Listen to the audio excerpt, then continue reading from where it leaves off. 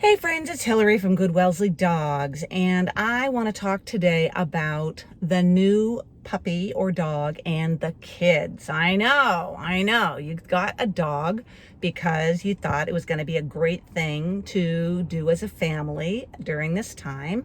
And when the puppy came home, it was cute and little and small, and it was really sweet.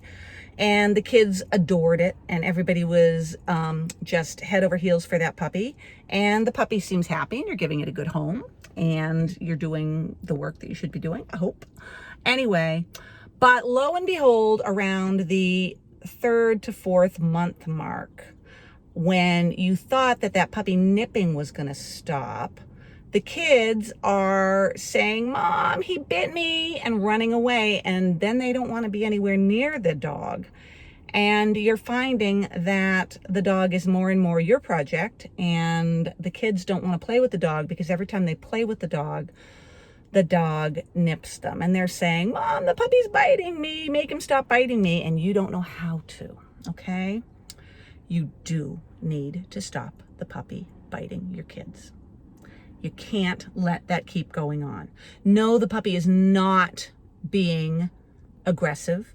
It's not being malicious. Puppies nip at each other because that's how they initiate play. And your puppy very likely sees your kids as playmates, littermates, because that's what they do. But the problem is that you need to teach the puppy that we humans do not bite each other to get attention. We do not bite each other to initiate play. So what are you going to do about it? You have to, and really you should start this as soon as you get your puppy home, but by 10 weeks. But you can still do it if you haven't done it yet. You have got to make the puppy uncomfortable. Sorry about my hand there. You have got to make the puppy biting uncomfortable. Yikes. What do I mean by that? I mean that you have to do a mouth hold on the puppy. When that puppy, you need to be down supervising the puppy, playing with your kids. You can't just turn your kids and the puppy loose together on the floor and hope for the best, because they might start out playing reasonably well for a few minutes, but inevitably the puppy is going to get over adrenalized and it's going to bite. Because puppies use their mouth to explore. They use their mouth as a hand, and your kids don't know that. They don't understand that. Your kids aren't biting the puppy. So you've got to teach that puppy not to bite. And the only way you can teach that puppy to stop a habit that it has continued or that has started up again is to make it uncomfortable for the puppy. How do you do that? When the puppy goes to bite, you hold the puppy's snout. 1, 2, 3. You hold it firmly to the count of 3 so that the puppy can't wiggle away. If it's going like that, good. That means you are making it uncomfortable. We're not trying to hurt the puppy severely. We would never try to hurt our dog, but we need to cause the minimum necessary discomfort in order for the puppy to get the picture that every time it goes to bite on human skin or humans' clothing, which as far as the puppy is concerned is part of us, it's going to get a correction.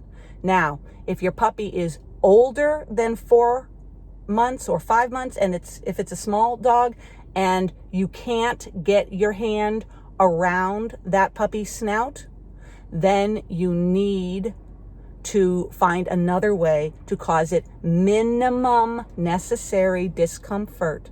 Lots of people use a bonker towel. It's just a hand towel from the bathroom, cotton, soft, cushy towel, rolled up, and you can say no and bop the dog on the nose with the towel. Now, I'm not saying to beat your dog up. I'm not saying to be cruel to your dog. I am saying that you have got to cause the puppy a minimum but necessary amount of discomfort in order for it to find out that when it bites the humans that it lives with by nipping, something bad happens, and it's going to stop doing that.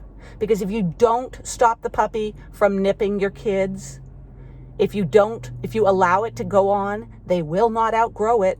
They will only get bigger and stronger, and those little sharp piranha puppy teeth are replaced with bigger adult teeth that aren't quite as sharp, but their jaws become far more powerful and far more dangerous. So having worked with plenty of young adults who were still allowing their 6 and 7 and 8-month-old dog to put his teeth on them, you must stop it. Because if you don't stop it by using minimum necessary discomfort in a way that the dog understands, you will not keep that dog in your home. I'm sorry to say it, but it's true. That's why dogs get turned in often, is because people didn't know how to stop the biting and it got out of control, and then they had a real dangerous dog in their house. And everyone's going to put their children first, as they should. So do yourself and your family and your dog a favor and muscle up the courage to do what you need to do. Stop that puppy nipping. Start today. You can do it.